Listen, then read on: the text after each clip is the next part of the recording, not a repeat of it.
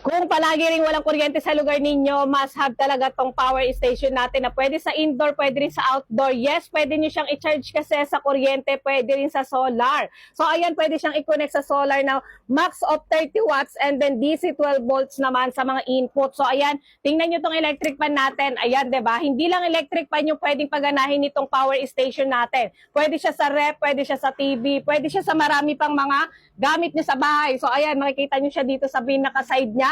Pwede yan sa cellphone, sa mga drone, camera, projector, ilaw, tsaka yun nga pong laptop natin, yung pan at tsaka yung rep at tsaka TV. So hindi lang yan guys ha, marami pa. Meron pa siya dito sa bandang side, tingnan nyo.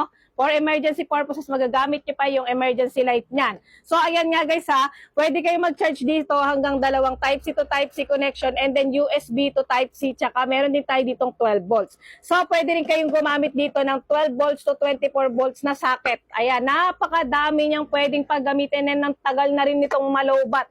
So ito nga ginagamit ko dito sa amin dahil madalas walang kuryente rito. So kapag ka nag-order kayo niyan, may mga kasama na po yan, mga ganitong klaseng. Ayan, meron tayo dito connection niya pa.